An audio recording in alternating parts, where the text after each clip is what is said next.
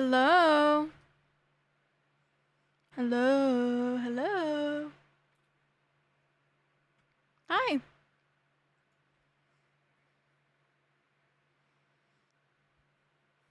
We have a doctor in chat? Holy shit. Hi, Legion. Hi, Bruin. Hi, Shrook. How you guys doing? Good? Hey, Scooter. Hi, Bastidian. So good? You have the week off. Congratulations. What are you gonna do with your week off? Play some games? Hang out with your friends? Spend a whole paycheck in one place? Nothing? That's what I like to hear. That's what I like to hear. I hope you enjoy doing absolutely nothing. It's the Scooter.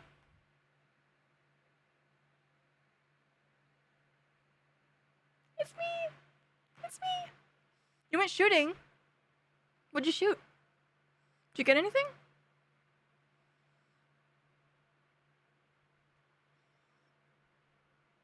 What's that hair doing? Yeah? What'd you get? A plastic bottle?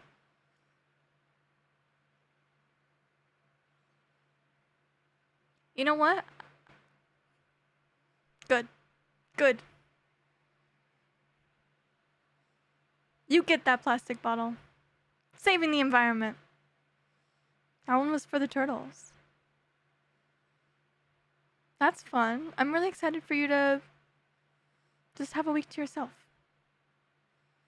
Poor Legion's over here doing 8 hours of homework every day, so... How's that going, Legion? Have you started? I do not envy you. Oh. Is it loud? I always forget to turn it back down because I have it higher for the beginning and I always forget to turn it back down. Hi, Sloth. The music is a little...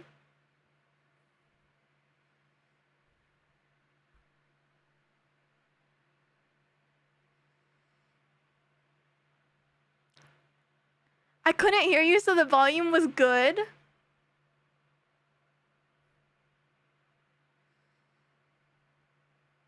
The audacity. The audacity. It's a little what? A little what? You adopted a new kitty? Sloth, did you post it in the Discord? Did you post it in the live pet gallery? Shirk does a little trolling. You know, I was saying the same thing. It's a little...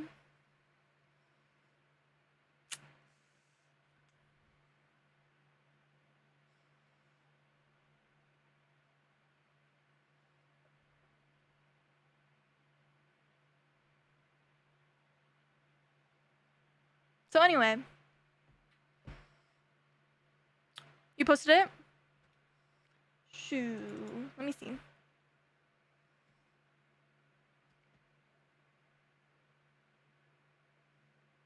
My Discord's loading.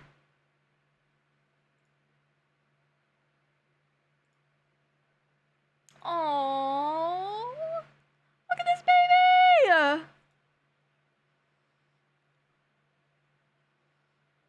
I love. Just a baby. It's just a baby.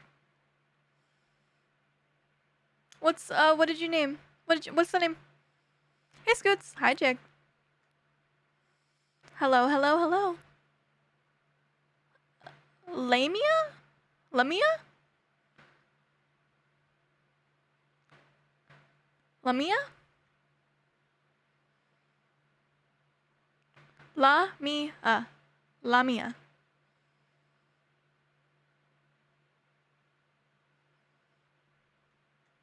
Did you come up with that? Or does it mean something?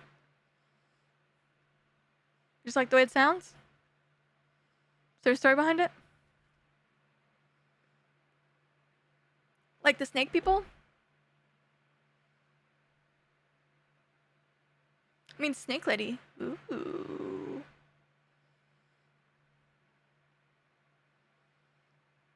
I do got a thing for snake ladies. Snake lady who kills children. Well, I guess we'll see if the kitty lives up to the name. Today, I want to learn about some cryptids. Does anyone have any cryptid facts? I was realizing as I was scrolling through TikTok. Sure, please, I would love to hear. This person they had a chart for local cryptids, and there was one for Nebraska that I'd never even fucking heard about. And then I realized I don't know any at all. Really. I know a little bit about Mothman. That's about it. The Yeti, the Bigfoot? Yeah. So I'm down to watch some videos. I want to learn today. I have my glasses on. So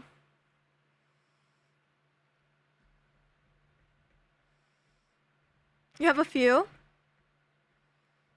Thunderbird. I should know about the Thunderbird, I think.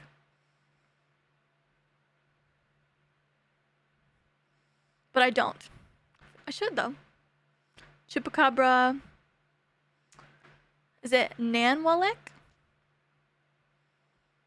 If there's any ones that you want me to just watch a video for, that's fine too. But I thought I'd ask. Like, if anyone knows anything fun. I know a little bit about Mothman because of the podcast that I watched. But it was a while ago. I want to learn some cool ones. I think cryptid, all I think is Mothman and Bigfoot. And me. At night, eating my chocolate chips, according to Coral. Wasn't much a cryptid, but there was this guy at the local mall we called Creepy Mall Guy. I think he got arrested. Should I be making a list? I've got my notepad. The only thing it says is level Olivia up plus scale mail with cute little sparkles. So. Oh, and 8 plus 10 plus 6. And 10 point equals 4.0 over x. Whatever that means.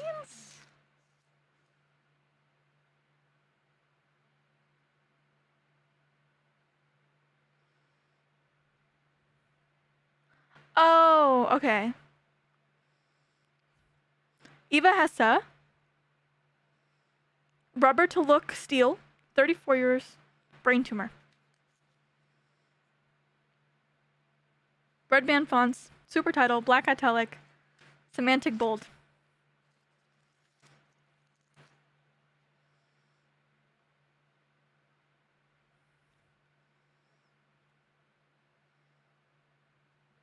Some colors.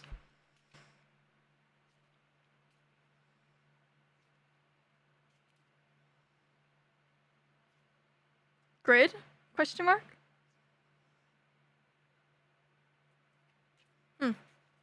It's funny looking at these notes out of context. Alright. You remind me of someone. Oh, my future ex-girlfriend.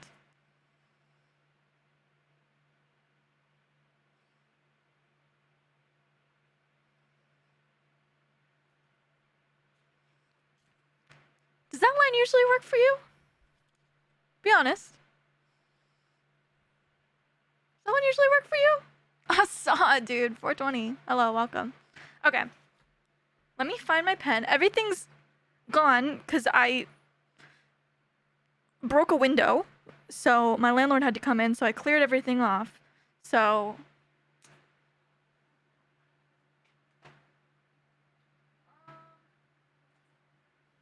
this is a fun color. Usually that works. That surprises me. You must have other talents that aid. Okay. Cryptids.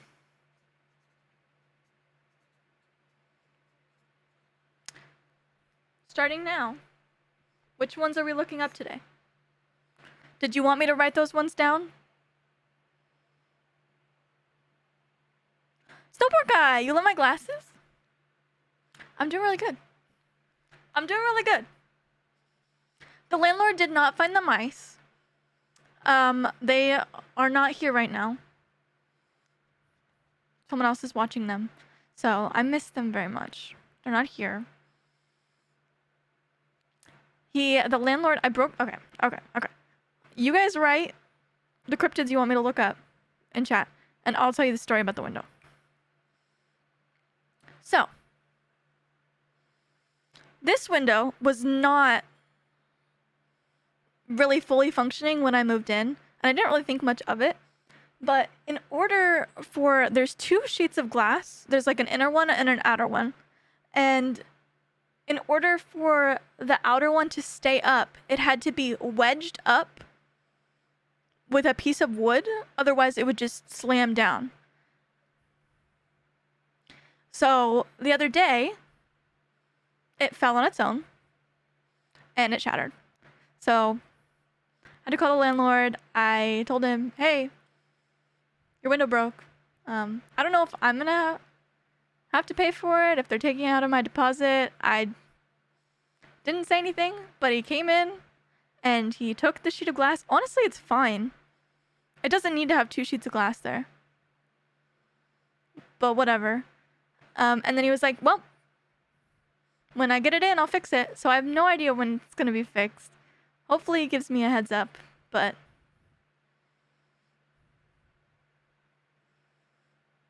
I'll probably bring the mice back, and then whenever hopefully he tells me, I'll have to hide him again. But this is now 2 windows that I've broken.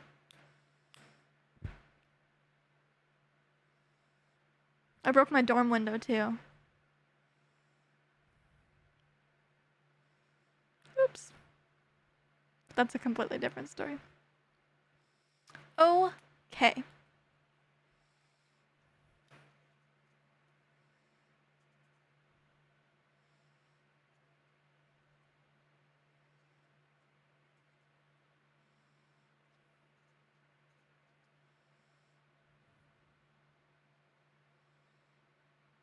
Don't write my number on that notepad.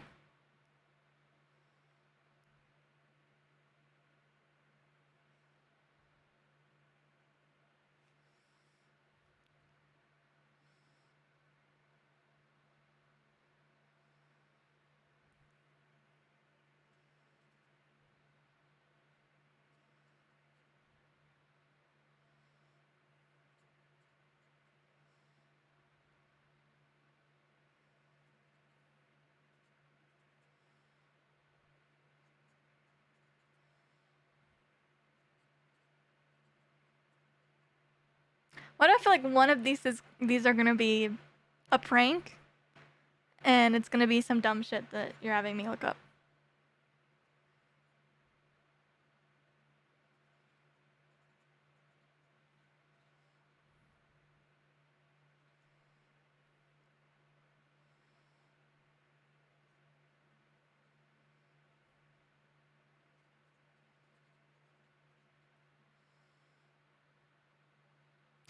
Ruined. Was that the Nebraska one? There's some lake monster in Nebraska.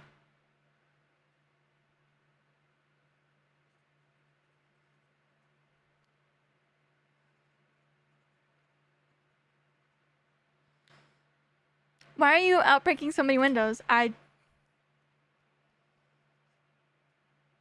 just a talent of mine. I have a knack for breaking things. I broke my printer today.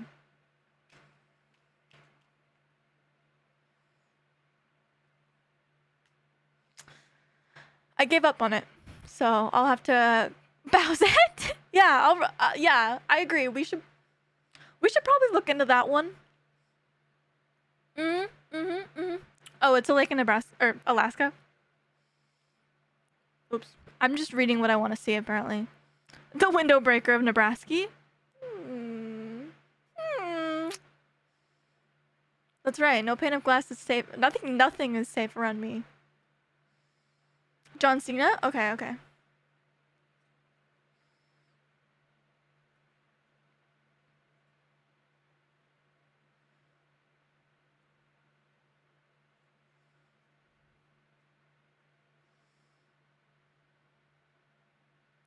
I think I don't know that I missed any, but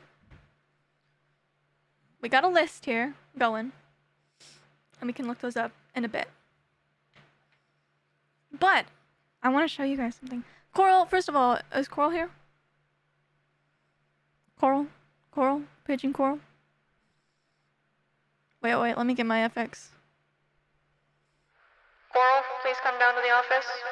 Ah, shit, there she is.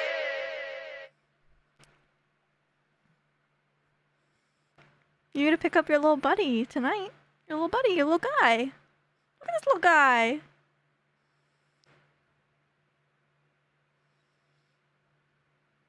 Frog!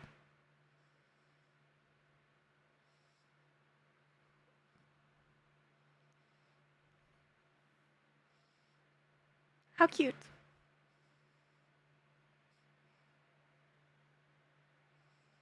It's like how you and Burger watch stream. Me and your frog pal are here tonight. I hope you love him. He's just chilling here. Just chilling. Little guy. Oh man, it's good to see Alex. Yeah, hey Alex.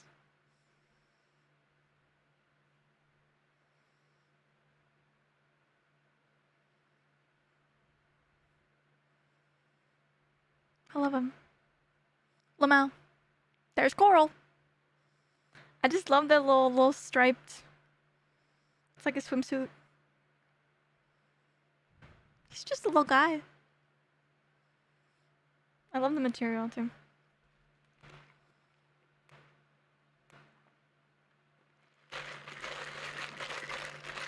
You know I'm jazzed up. I got my coffee for this. I also took a long nap today. So I'm ready for D&D after this. I'm ready for stream. It's already 7:30 almost. Dang. Time's going fast today. My landlord came in around 10. So I had to be up around 9. And then after he left. Drinking coffee at this hour? My day's just begun.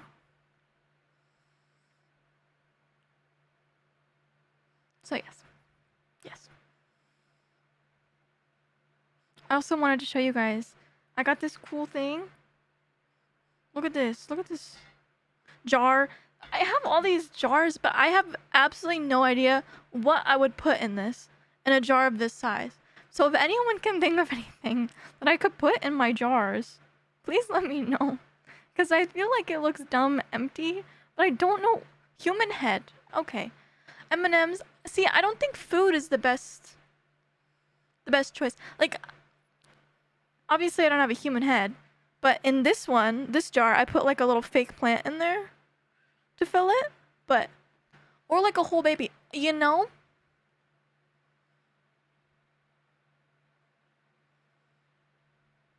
I do have a whole kit of sciencey things. You want to go through the science kit? I don't think anything would go in here, but I do have a bunch of random coolish things.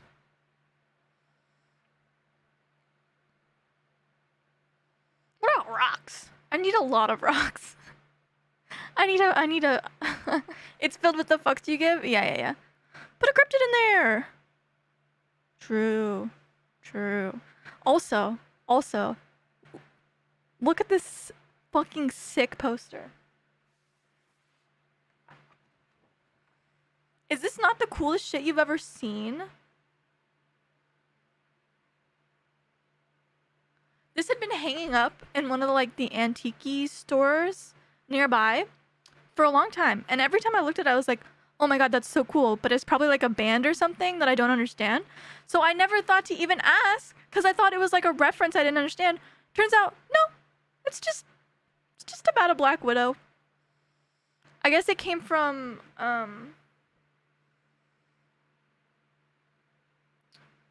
this person. They made prints and stuff for like some kind of spooky-ish museum. And now I have it, and it's the last one. And I'm so in love with this poster. And the material of the paper, you should be jealous. That's exactly why I'm showing it to you, to make you jealous. I don't want to put it in a frame because the paper, like, I feel like it would take away from the quality of the paper. So I'm thinking I like find some vintagey clips. And it'll go really well in my kitchen. Because I have a wall of like cool stuff in my kitchen. Dice, a lot of dice. That's what I thought, but I don't have enough dice and it'll look pathetic until I have enough dice to put in there. I also got this little necklace from there. The shop, oh my god. The shop. I walked in and I saw a sign and it was like, we have kitties now, so open and close the door really fast. And I walked right up to the lady. I'm like, it says you have kitties now. And she's like, oh, you want to see Lewis? And I was like, and she's like, he's been napping long enough. I'll get him up. And he was laying in a little sun patch. And he was like this big old freaking chonker, little tuxedo cat. And he was so sweet. I love you, Lewis. And he loves love. He loved to be petted. And he was stretching and waking up from his nap. He had so much personality. He was just a round boy. I fell in love. I fell in love. I wish I could tell you more about the shop, but I don't want to dox myself, but... First cryptid, Lewis the cat. So, and they were telling me about how Lewis, they got him from a shelter and he was almost put down because they thought he was feral because a dog had attacked him when he was little. And they like saved him just in time, and he's just the friendliest little guy.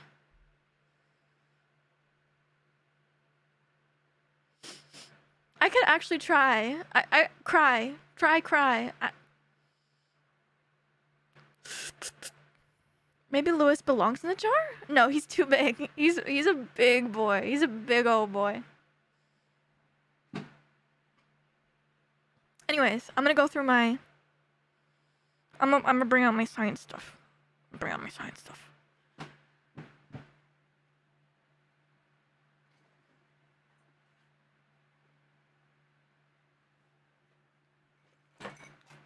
Okay. First, big old glasses.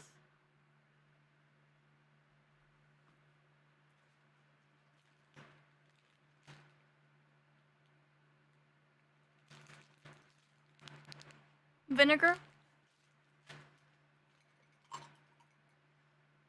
Syringe thing. Jar.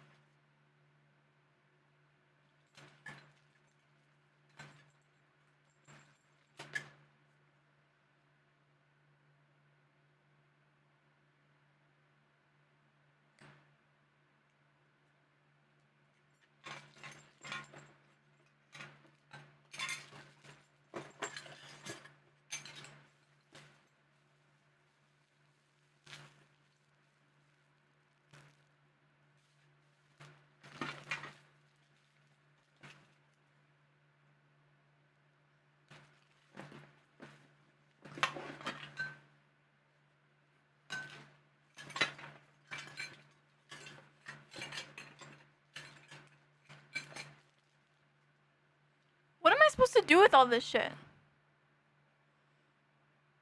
This shit was like $500. What am I supposed to do with this?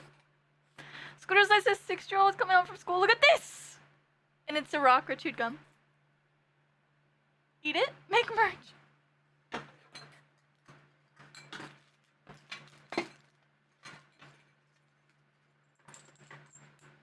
I gotta find something to do with these little tube things.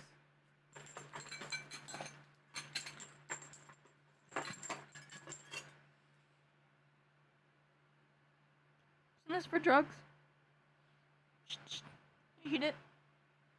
Science! I hate science, man.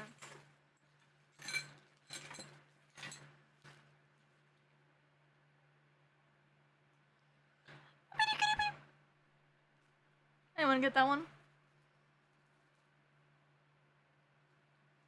I know Coral laughed. I remembered there being cooler things. I don't know. Gloves.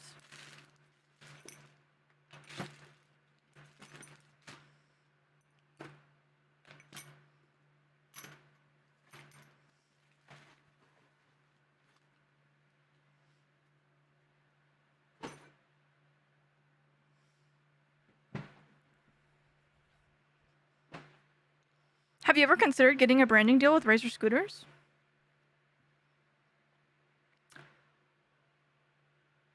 No. I haven't. I can't do any scooter tricks, so. I didn't figure they'd take someone like me.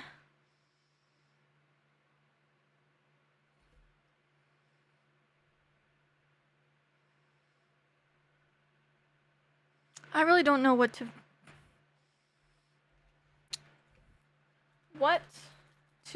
fill decorative jars with. 40 ways to fill your apothecary jars.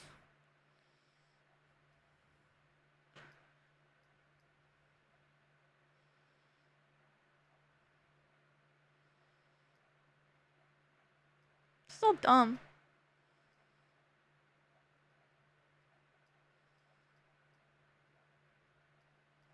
Boo. Boo. Boo. Definitely not gonna fill it with fucking binkies, that's for damn sure.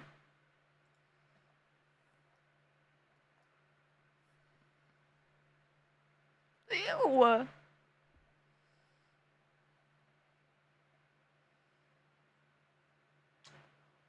You know? That's an idea.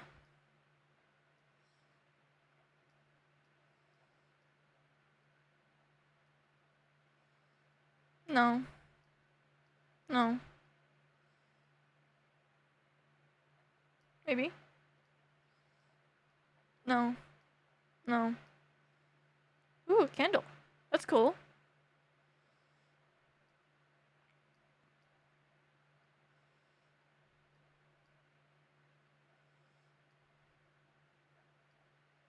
Hmm.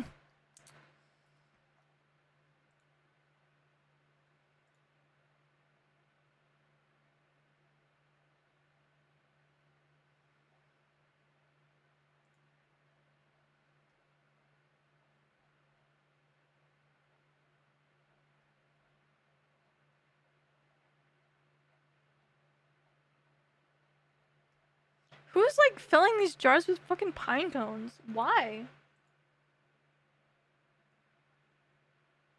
Bouncy balls? I don't think so. The internet has no good jar filling ideas. Yeah. I'm seeing that. What the heck? I don't know. It's a sick jar. Put this guy in there.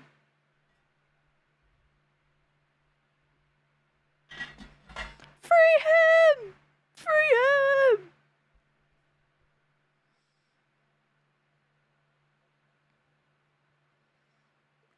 Absolutely not. Riley is too chunky.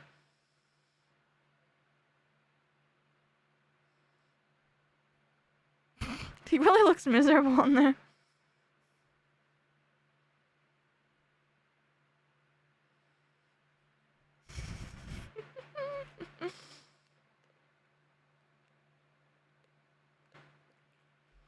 Potion bottle merch.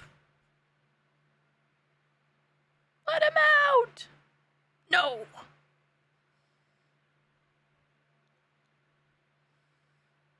Yeah, that's what I was doing.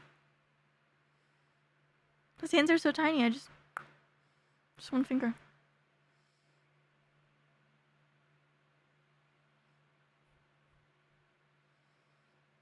This is like Lilo and Stitch, my friends need to be punished.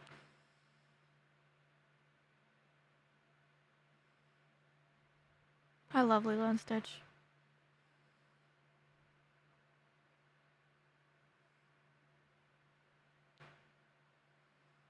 Who doesn't, though?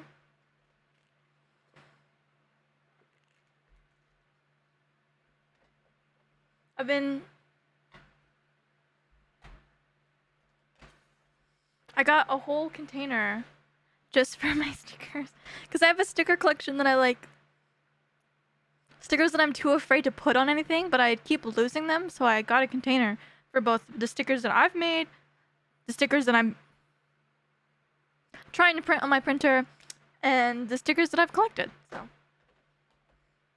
but I have all my stickers here. I made. Love scooter. Piss lamp. Regular lava lamp. Cat tree. And I've been trying to... So I'm selling some prints. And I've been waiting for my business cards to come in. And they just still haven't come in yet. So I was like, okay, let me just buy some sticker paper. I'll put my information that I would put on the business cards. And then I'll stick it on the back of the print. It'll be easy peasy. Except my fucking printer is being a pain in the ass today. I wasted a sheet of the sticker paper because the ink was like really low. And so I was like, okay, I'll just swap out the ink. And I swapped out the ink. And then it was still doing it. And then it was only printing it correctly when I didn't have it centered on the page. Like, why would that affect anything?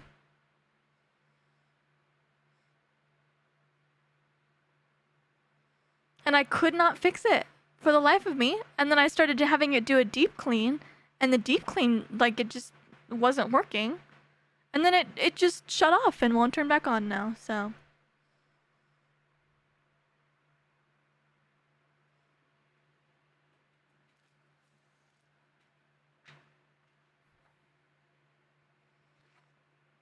Why?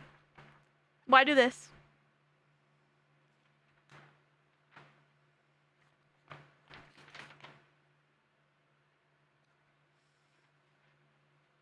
It says my ink cartridge is just fine. It says it's full.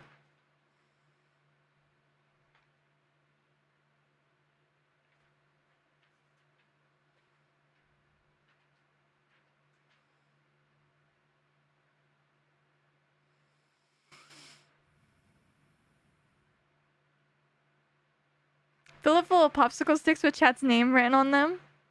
Pull one whenever you need to blame someone. That's funny, actually. That's pretty funny.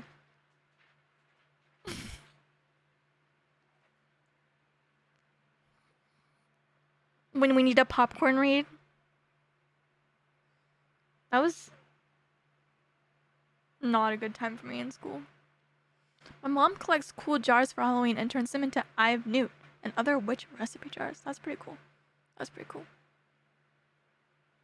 I like that.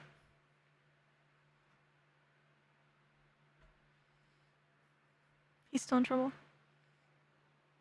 I don't know, Snowboard Guy. I don't know why my printer's being just a butt.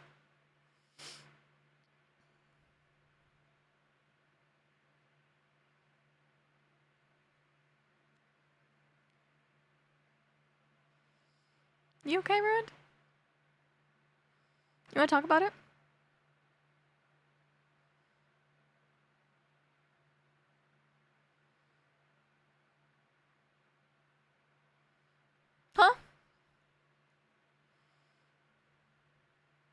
You just had like a little sad boy moment there.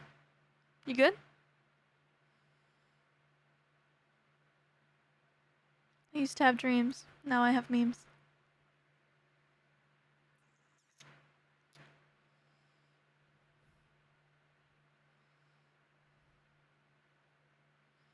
Sad boy o'clock.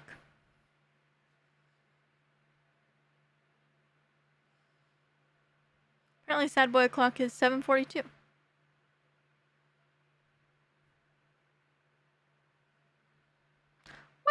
Well, would you look at the time?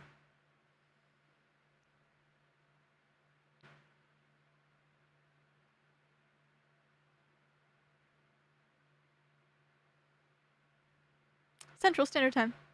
Shall we look up some cryptids? Not even Mexican. I had the Mexican pizza yesterday, and it's not as good as I remembered it.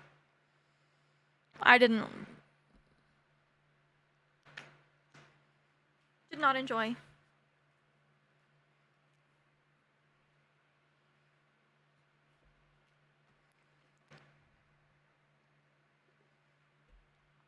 I'm gonna get pork belly and kimchi. And make sure you send it to yourself this time. Just helping. Just helping. Okay. First one.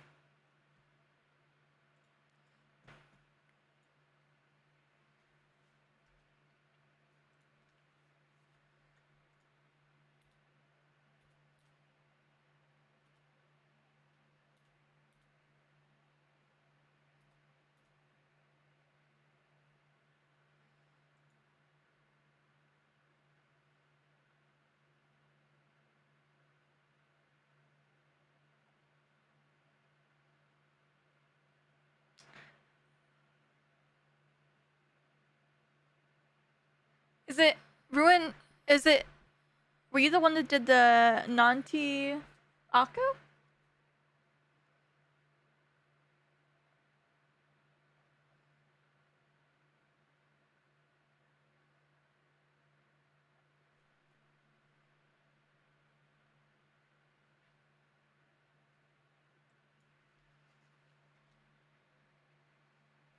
Nanti Knock?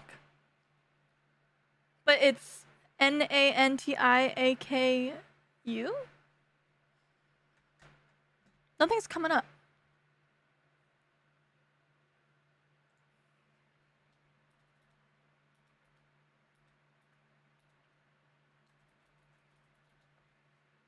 Not Jabberwocky? Okay, well, I guess there's just no YouTube videos of it?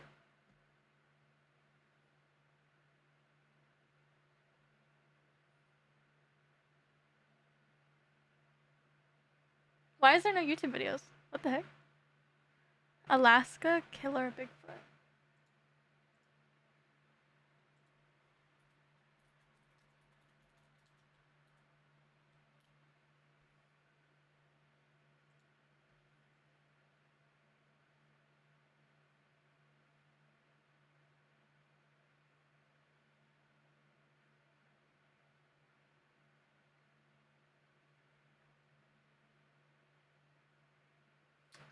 We'll just play the first video that comes up. How about that? You want to know something, Samran? I have a shirt of this song, and it says "Witchy Woman." But the problem is, I always like to wear flannels with my t-shirts, and I can't wear that shirt because it says "Itchy Woman" because it covers the W.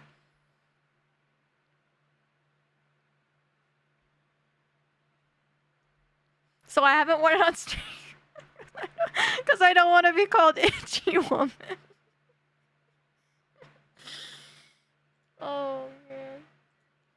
Okay.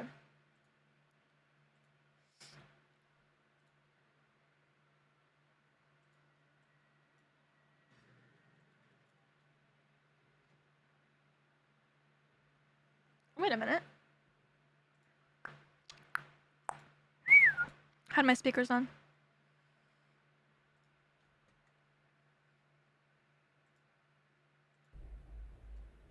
That's better.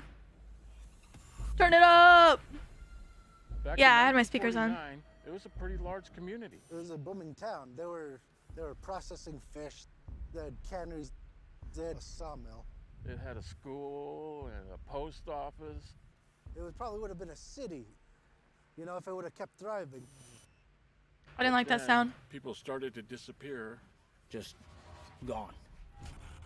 And then bodies started turning up. People were washing up on the shore, literally shredded. Ow! Stop doing that sound. Holy shit. Over 30 people were found dead or missing. The elders evacuated the town.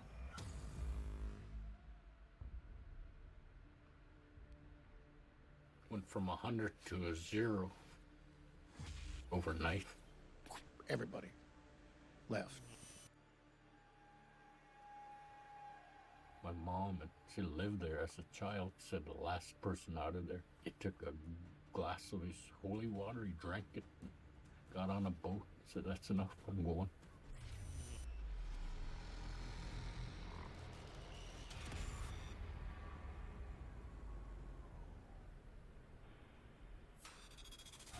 Medina is like Bigfoot, but with supernatural powers.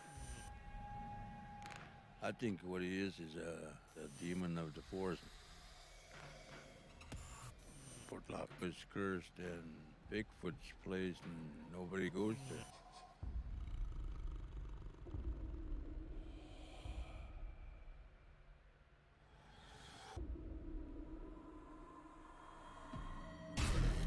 Oh my god, that scared me.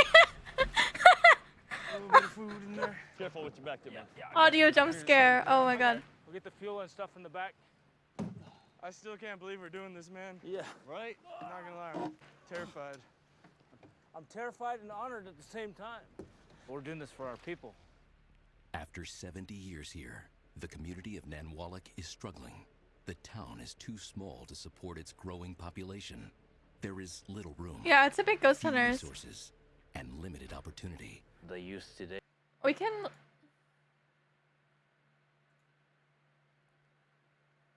Here's the choices.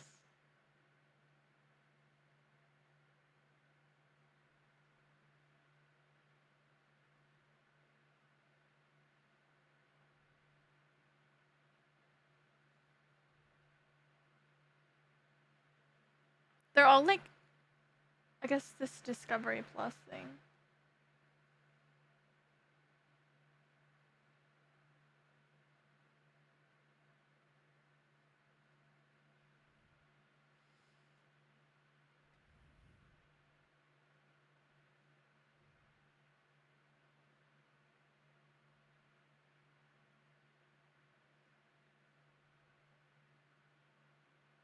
They focus on the Bigfoot because that's what people resonate with. If you want to find like a better video, we can move on and come back. You got the important bit. I did learn. That's what we're here to do. Did learn a little bit. Okay.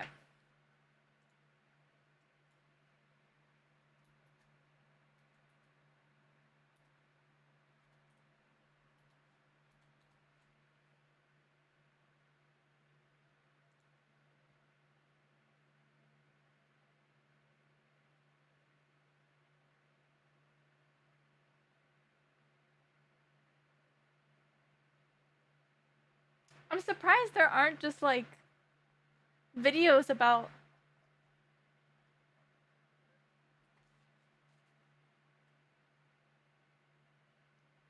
the next one is it Yuri? That is really weird. Everyone just left. That's spooky. A whole town, yeah. The government's taking these videos down, I believe.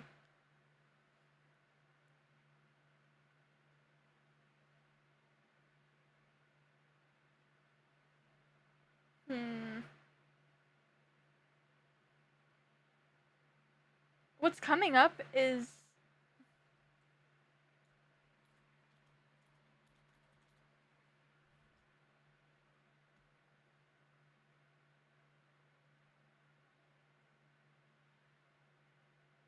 It's like compilation cryptids.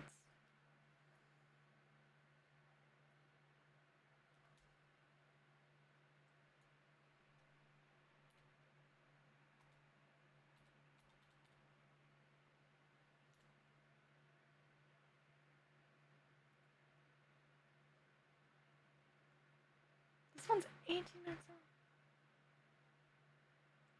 Okay, we'll try this one. Arguably, that was loud.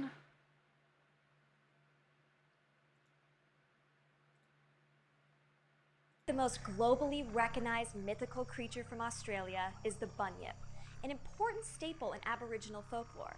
This amphibious being poses a threat to all who travel near inland waters.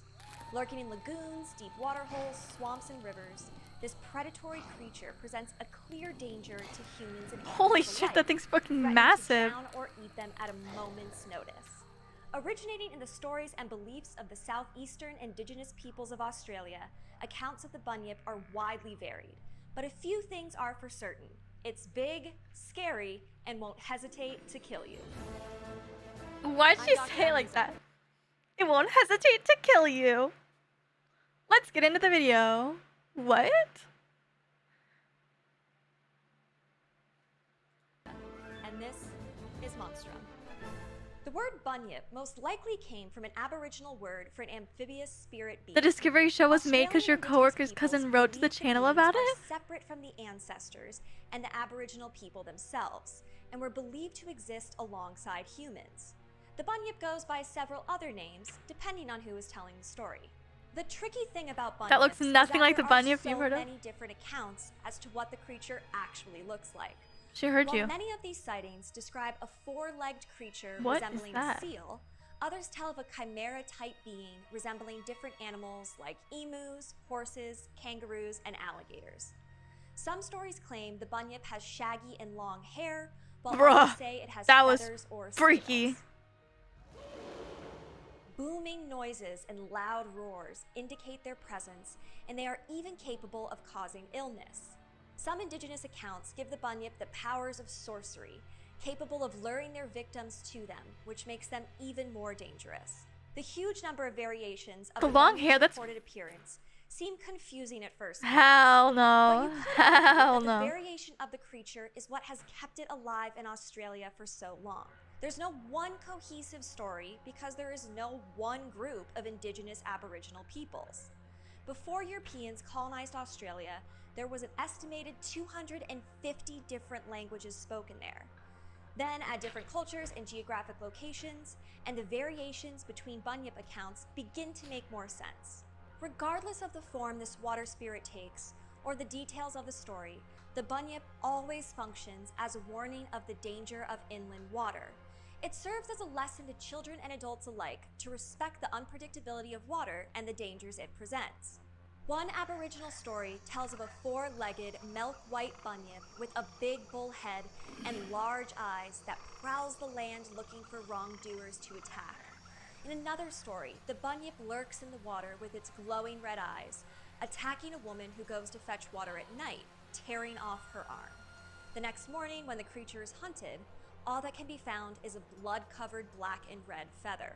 In another Aboriginal story, a boy is taken by a bunyip while playing by the river at night. Referred to as the old fellow, the bunyip takes the boy to its cave. An adult goes to save the boy, rubbing his body with dead body fat before diving into the river and finding the cave. There, he waves feathers and sings, putting the bunyip to sleep and bringing the boy back to safety. Although the bunyip poses a severe threat, harming them was often taboo. Another tale tells of a steamer that suddenly comes to a halt in the river. The captain goes to shoot the bunyip that is keeping the barge in place, but others aboard warn him, "Don't do that. If you do that, you will die.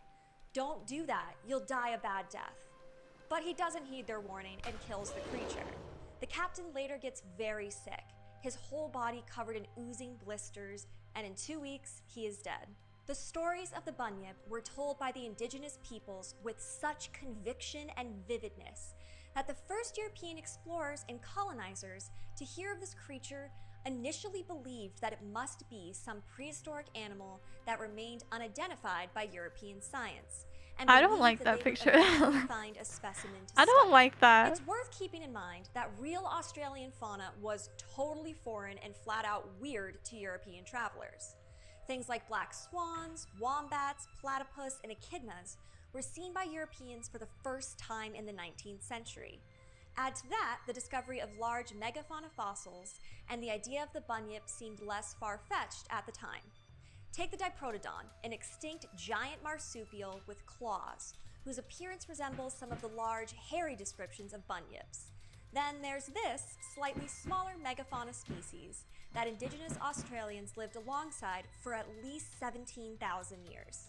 Newspapers in the 19th century reported bunyip sightings and proposed explanations.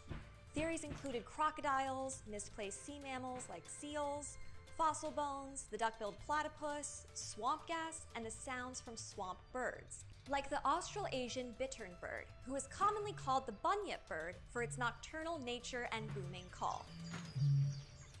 In 1846, a book about Australia published in London included an excerpt from an 1845 Australian newspaper article about the discovery of a supposed bunyip bone, making the legend international. In 1847, in what is now New South Wales, a cycloptic head was presented for examination as possible evidence of the creature. They got Advertised Scooter. as a bunyip skull, it was put on display for public viewing at the Australian Museum in Sydney. But the specimen was eventually identified by naturalist W.S. Maclay to likely be the malformed skull of a foal, altered with taxidermy to appear even more unusual. While speculations of the bunyip circulated, geographer George Windsor Earle proposed that the bunyip was really a dugong, a manatee-like water mammal. Some folklore says that before the rivers were dammed in southeastern Australia, one of the bunyip's most prominent areas, all kinds of oceanic creatures, from sharks to small whales, Thick would boy. occasionally travel inland. Australia does have the world's largest population of dugongs. It is possible that high sea tides during the summer and low river levels could have led to an animal usually only seen at sea making its way into more interior areas of the country. While older beliefs like the dreaming ancestors and ghosts and spirits endured, Aboriginal folklore was influenced by European cultures, which can help explain why from the mid-19th century on, That's what the I was bunyip thinking too, was Ruin. described more as a humanoid spirit, and in one instance, a half-man, half-fish with a matted crop of reeds for hair. To me, it matters less what creature or thing actually inspired the bunyip's physical appearance than the fact that it persisted for so long in Aboriginal culture. Bunyip stories force a recognition of the varied cultural and spiritual beliefs of the indigenous peoples of Australia before Anglo-European intervention. These tales solidify indigenous identities and connections to the landscape in a long tradition that continues today. I need to.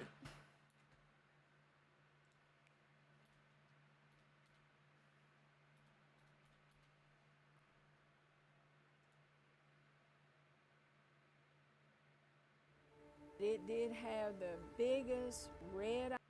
Oh, Mothman.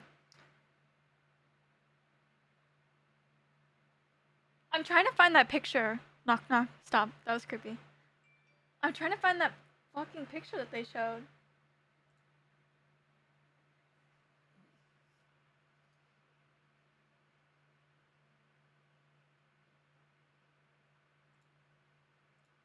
Hell no. This is gonna be in my freaking nightmares. What the hell?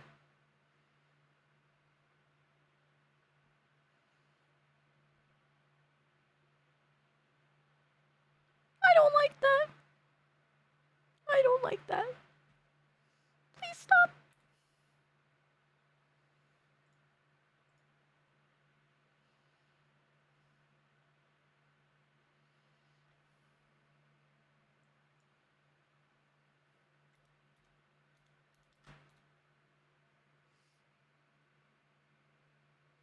Oh, no, no, no, no, no, no.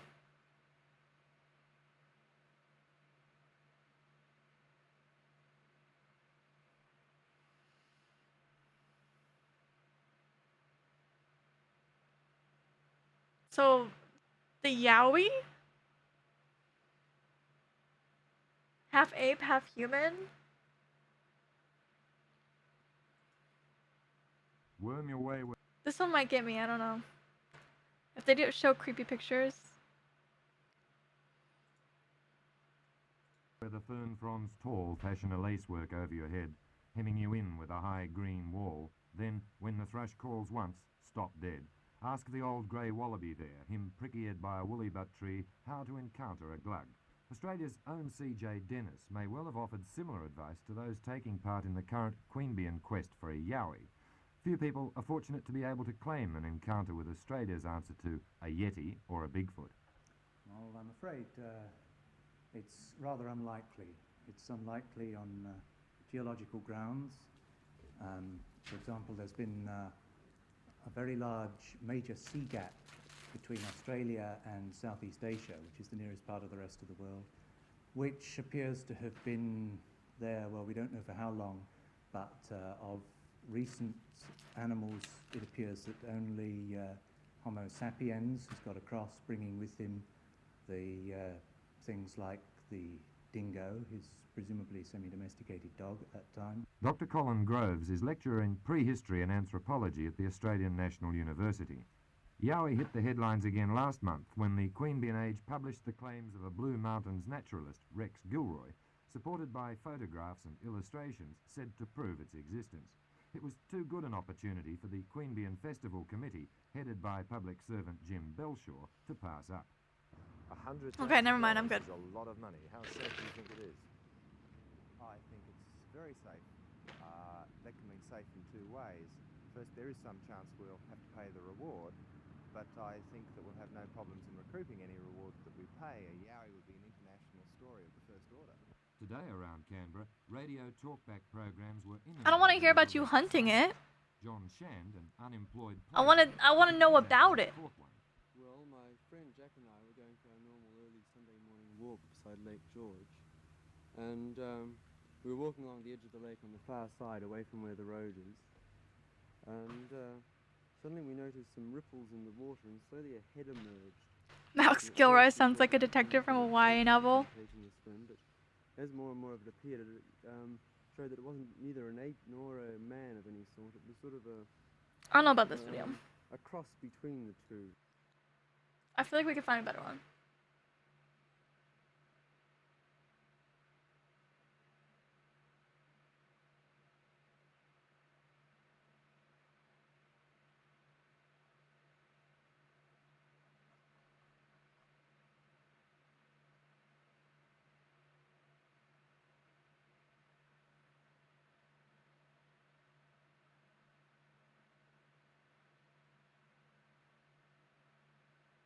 Maybe not.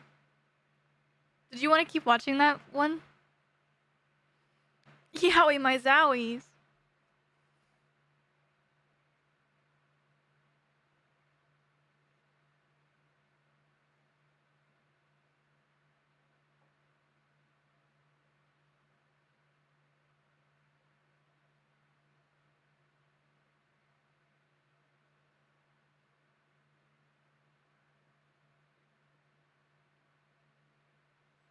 No.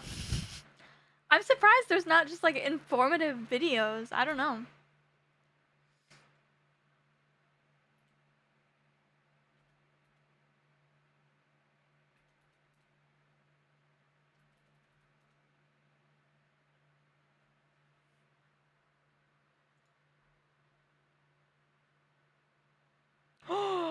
Big cat?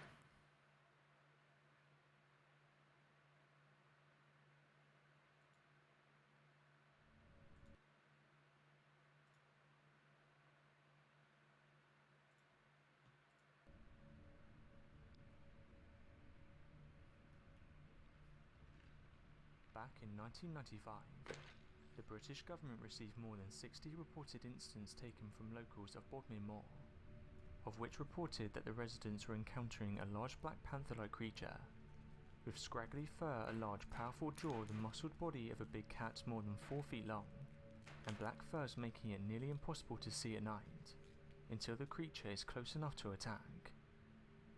This led to the government starting an official investigation into the area of Bodmin Moor, to try to better understand the existence of the creature and whether or not it posed a threat to the residents.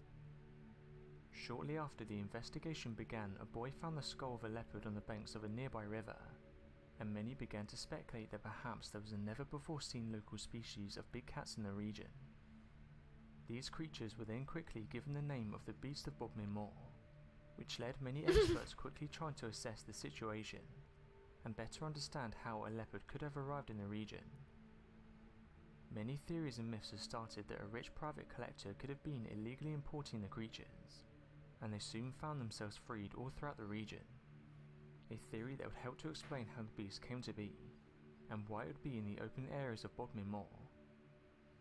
Others believe the Beast of Bodmin Moor is a direct descendant of the native wildcat species that was believed to have gone completely extinct in Britain. This would have happened more than 100 years ago, but it's now thought they could be making a comeback. Outside of the 60 direct reports of the creature, there have been other reports of leopard calls, hissing, growling, mutilations of livestock, and even missing pairs. Not only this, but over the years there have been many photographs which show big cat-like creatures, all of which have been taken around the English countryside. Many have been debunked as hoaxes or misidentifications, but there are a few of the 2,000 or so that are recorded every year that remain a mystery. Many groups are gathering data around the UK to try and help to explain the strange goings on near them. As of right now though, there's no denying that people are seeing what appears to be big cats. Does look like a big cat to me. What these creatures actually are. So my question to you guys is, what do you make of this? And do you think there are big cats roaming Britain's countryside? Let me know your thoughts in the comments. Oi mate, you see that blue big panther out there?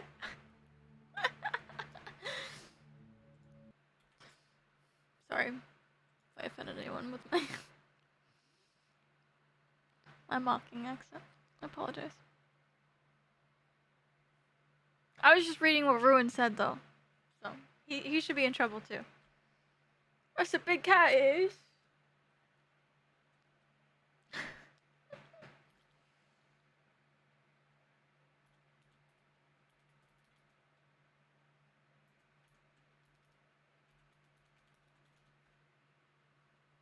Whoa! Smash. Some It's this lady again. say it's an alien. Others say a military experiment. You don't need to Also been called apologize a for offending the dinosaur, English. A humanoid, a robot, and even the devil itself. Earning its name from its favorite prey, the goat sucker, El Chupacabras, stalks the countryside and cities alike. Chupacabras are a popular folk legend, but not everyone knows there are two different versions of the monster. Reports of El Chupacabras occur everywhere from Puerto Rico, where it actually originated, to Maine. Whenever one is sighted or found dead, the international press latches onto the story with the same intensity as the bloodsucker itself. Some believe it is a freak of nature. Others are convinced it was Whoa, a freak of nature. That's Bastinian. But it's said to be a monster that doesn't normally hunt humans. So why are we so afraid of it? I'm Dr. Emily Zarka, and this is Monstrum. The first reports of El Chupacabras are actually relatively recent as monsters go. It's not your typical classic monster, this one is modern. They first appeared in 1995 in the Puerto Rican town of Canovanas. There were reports of the deaths of dozens of farm animals whose blood had apparently been sucked dry by small perforations. No, in the snowboard. neck I and can't. abdomen.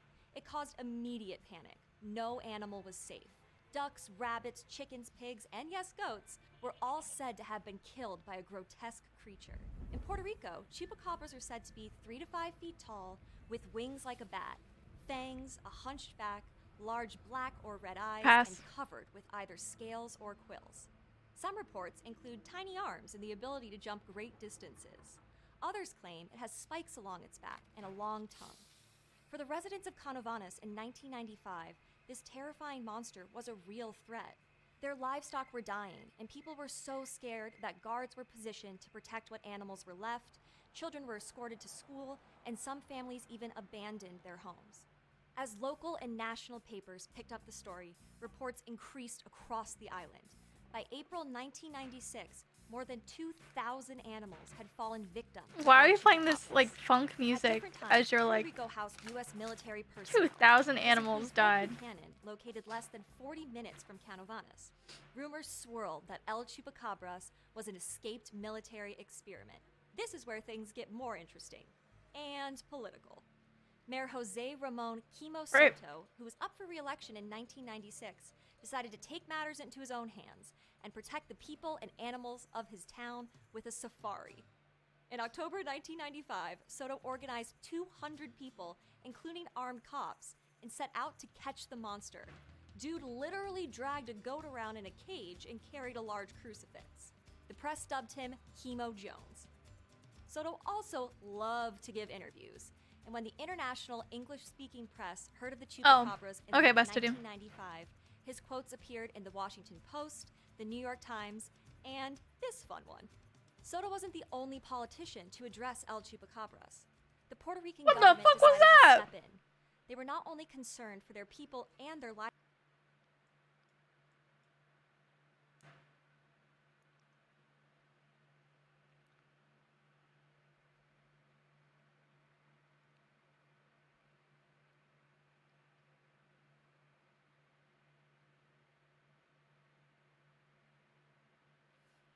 Selena Gomez pregnant with what's that say? Beavers? With Beaver's baby.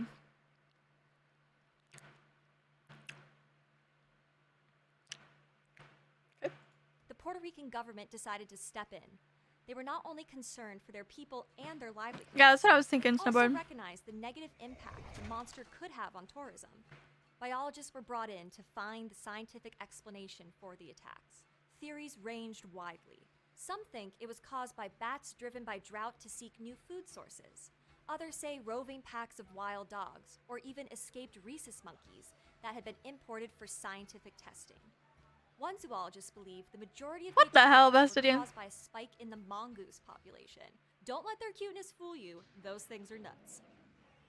Fun fact: even though Puerto Ricans are citizens of the United States and must obey all of its laws, they don't have the right to vote in the presidential election.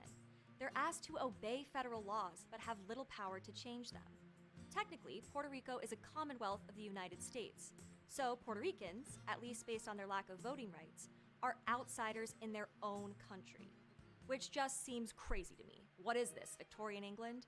Despite all of this, or perhaps because of it, El Chupacabras became a pop culture phenomenon.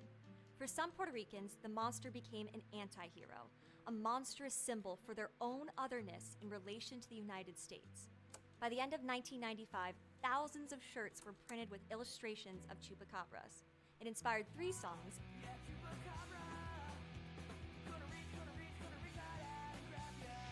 and a cocktail. In the early 2000s, a different kind of chupacabra emerged. Reports from Mexico and the southwestern United States described El Chupacabras as a hairless, gaunt animal walking on 4 legs, a vast departure from the original Puerto Rican monster. Unlike the Puerto Rican version, actual corpses have been found. That's just Upon a dog. examination, these canine-looking creatures always turn out to be coyotes, dogs, or raccoons with genetic abnormalities or victims of mange. An animal infected with mange has severe itching and hair loss. Some even have self-inflicted wounds from What the scratching dog and doing? chewing. In advanced cases, the skin of the animal will become thicker and darker in color, and their body may I don't want to see this. All of these symptoms can explain the chupacabra's appearance.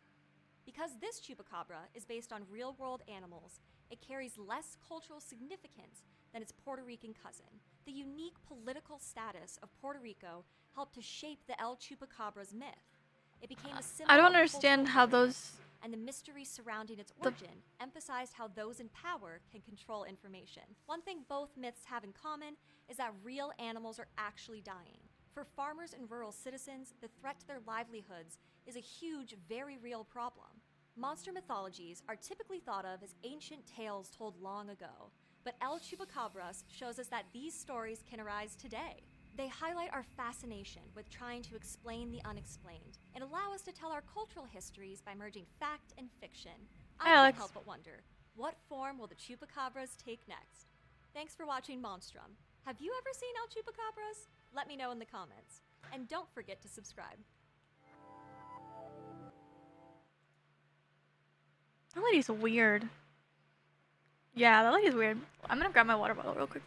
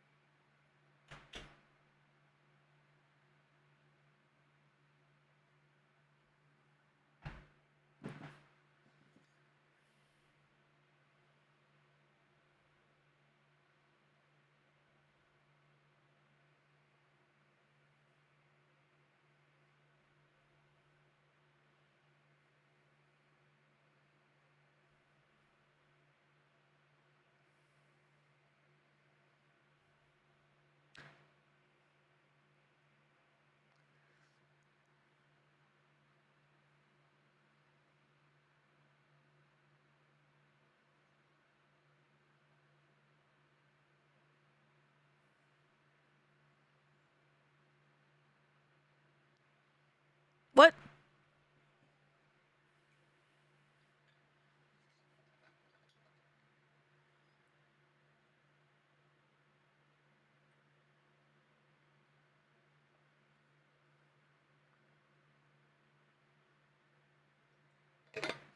What?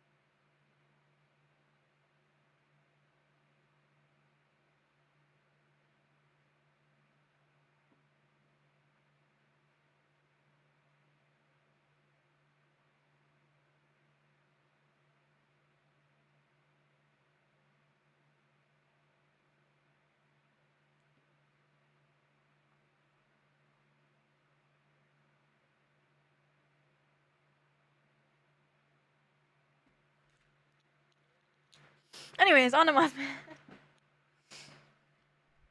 I'm trying to find... I can't read what I wrote.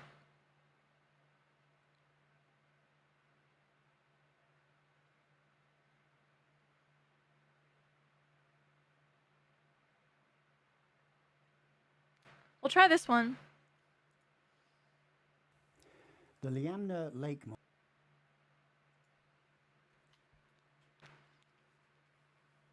See, I couldn't read if I put an I, but this one's saying, is this right? Whoever did this one, I can't.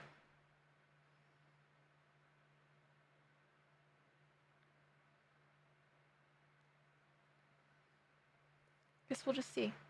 Monster is known in the English language to locals as Illy. That's correct. Okay. Much the same as the Loch Ness Monster is called Nessie in Scotland, as Gononcadet in the Tlingit regional dialect, or as Jig Iknak in traditional Aleutian language. Whatever name you give this unknown entity, it is an aquatic cryptid, an unidentified non-human species reported to dwell in the dark, frigid waters of a lake on the shores of which a small Alaskan fishing village is based.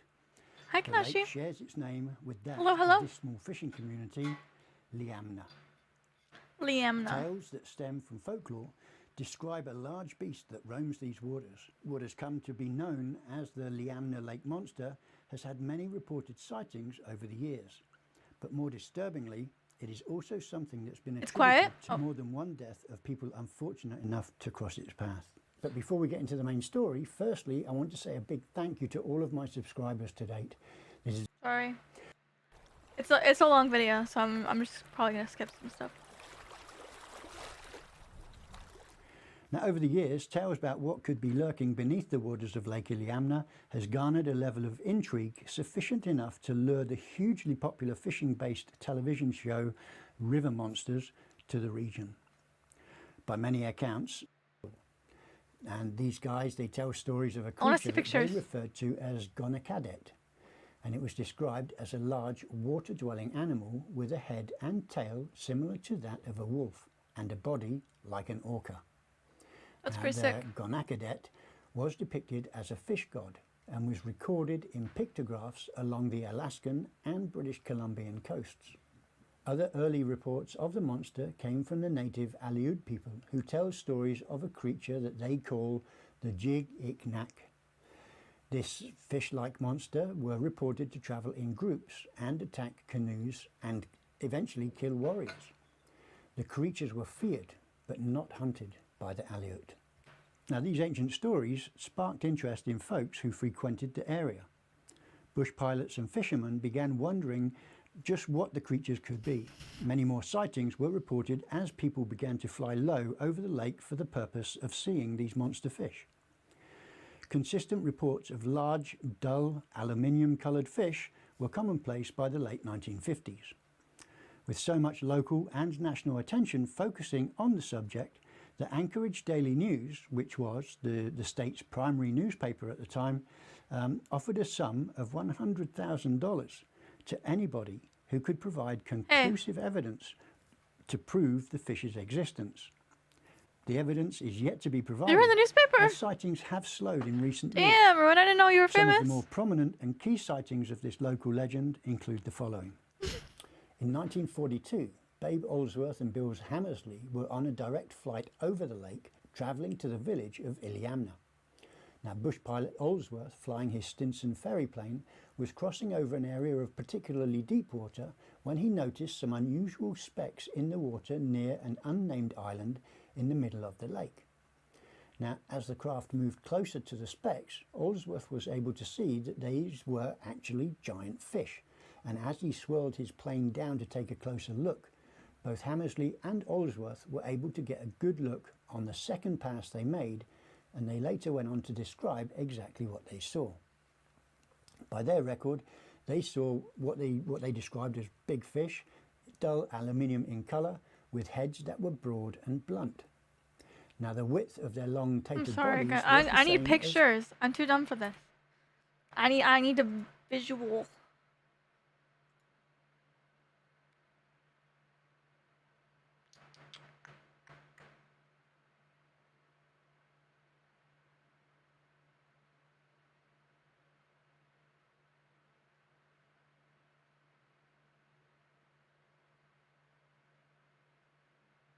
We've got Alaska sea monster sightings. Should we try that one? It doesn't have the name specifically. I would love for you to draw some cryptids.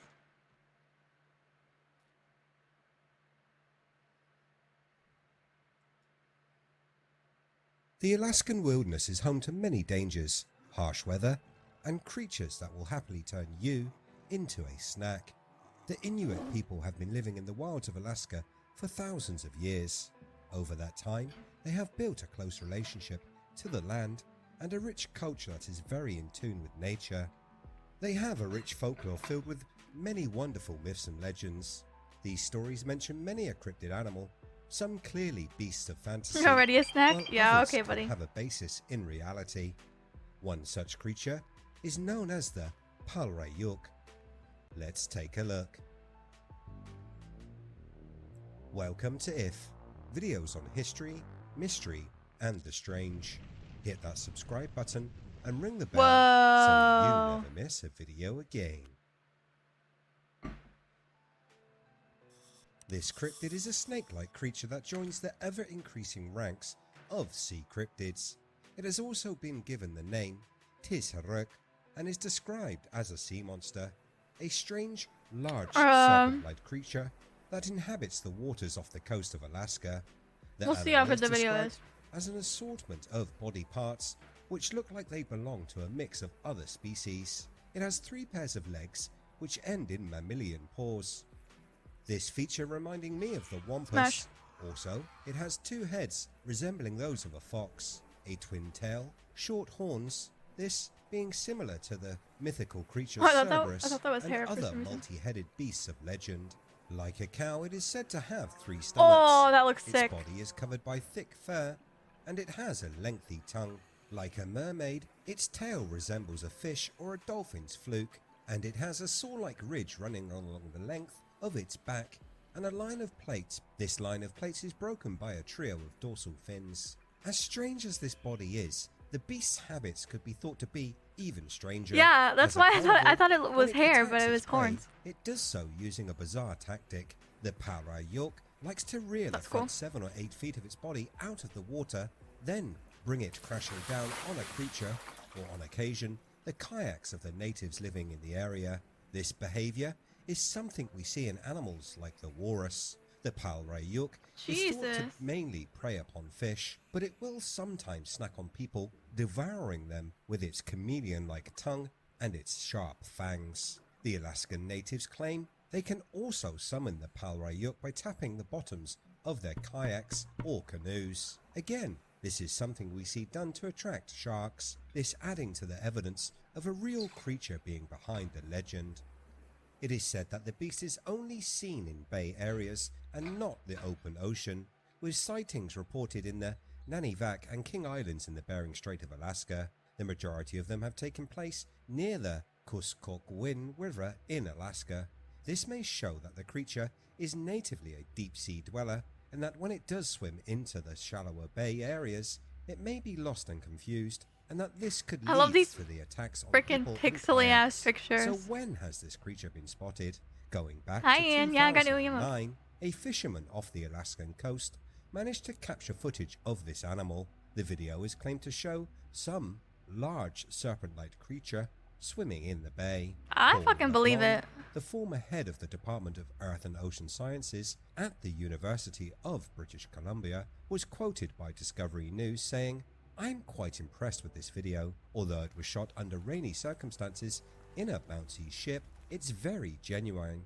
LeBond is also the co-author of a book, Bacillusaurus Survivor from the Deep, which makes the case for Caddy, the name given to the sea serpent that occasionally is seen in the region. Over the years, there have been many carcasses which have washed ashore. Me? Some of these were You. believed to have been the mystery creature. These remains were later identified as known species, like sharks and whales. LeBlanc spoke about the serpent-like creature seen in the Fisherman's 2009 film, saying, "Since it oscillates up and down in a vertical plane, this eliminates sideways Yeah, oscillating sure. fish.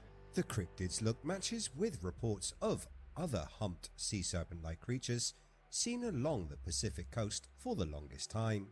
Could this legend He does that be to me. based on a single species being seen?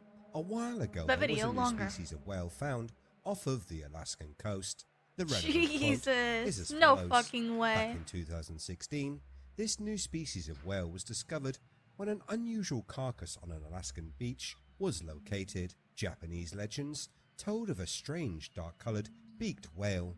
This whale was thought to be myth until this mystery carcass This washed whale ashore. was thought to be. When investigating the remains of the Your mom creature, got him. it was discovered that a set of bones on display at a nearby educational centre were the same as the whale that was found. This was quickly determined to be a newly discovered species.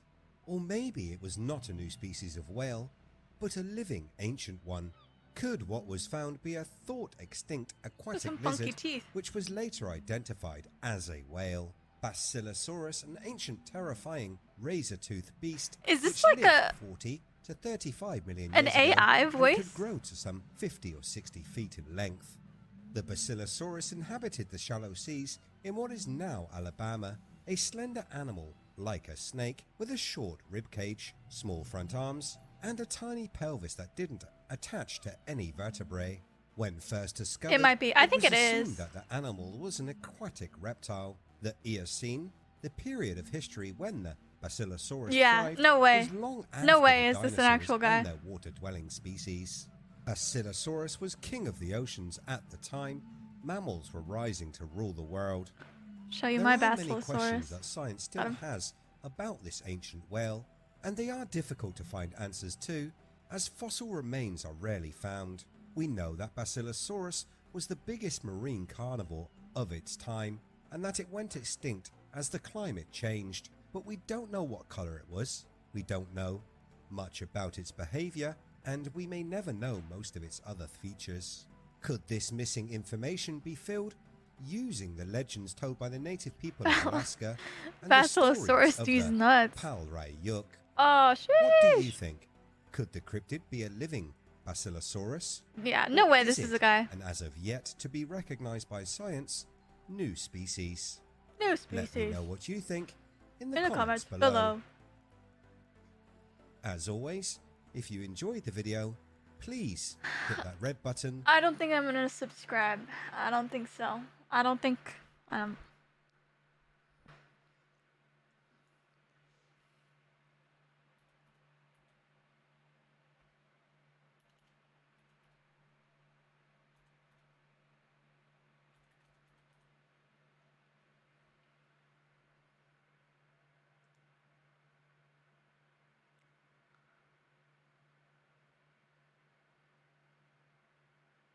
This looks cool. Oh, but I've heard about this one before, actually. Which one do you guys want to watch? I don't know where I've seen this. Oh, maybe I think I watched a video on this actually. I'm thinking this one. They got pictures. Bruh, that's scary.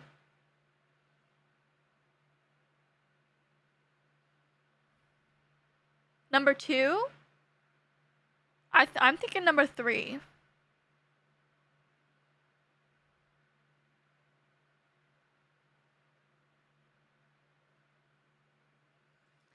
What? The video that I watched,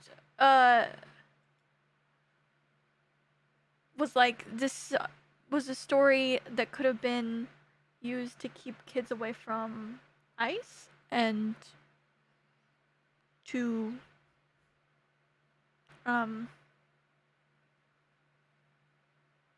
make them behave. We'll see. Hello everybody, how much. this is Fernando for the latest Cryptids and Monsters video. Hi, Fernando. Another entry here based on one of your newer suggestions. I have been going now with some of the newer. This one, again, I don't know about this one. That's how. I don't know about this one, Fernando.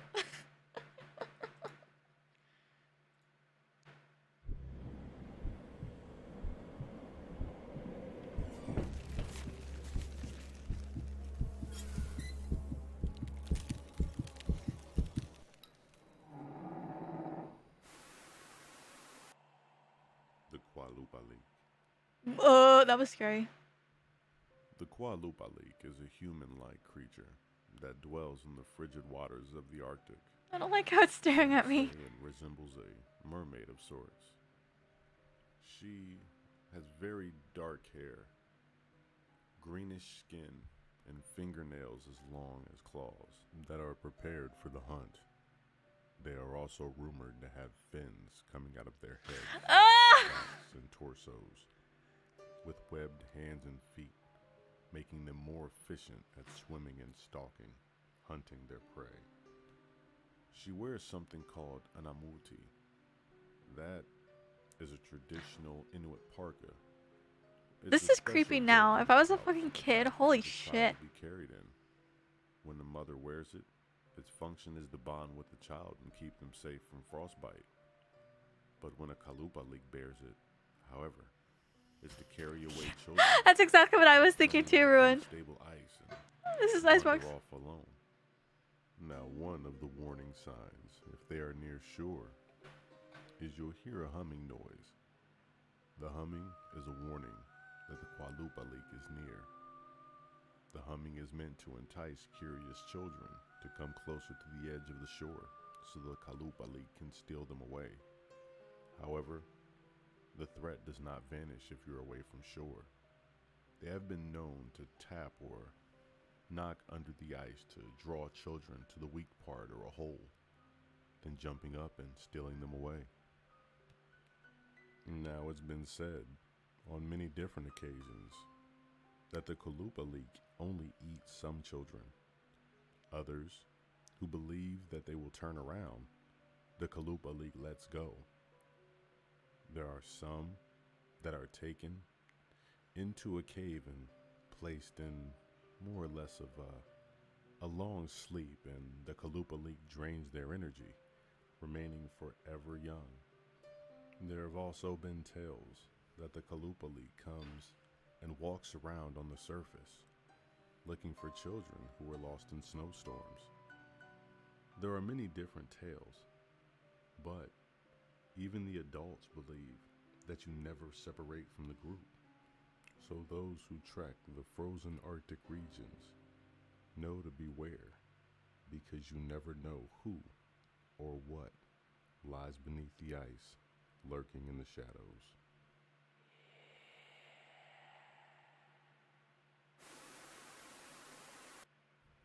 If you enjoyed the content, please remember to like, That's comment, pretty scary. subscribe. Some of those pictures were pretty freaky.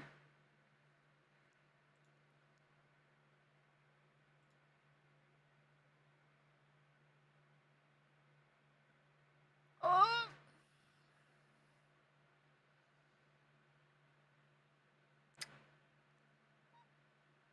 This is... Okay, I'll just show you guys. Do you want to watch any other videos?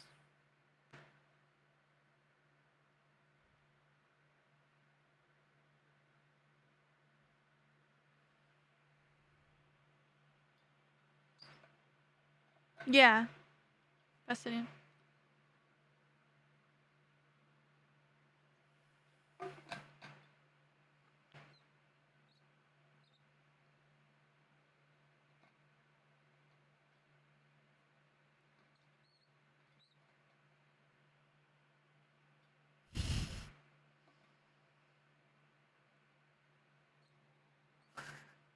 This one?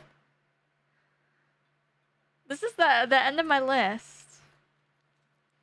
So if anyone thought of any new ones or ones we missed.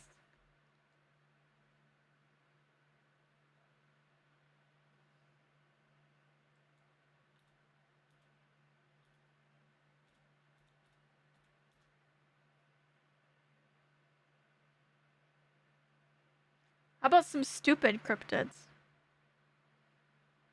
Oh, was that one I missed?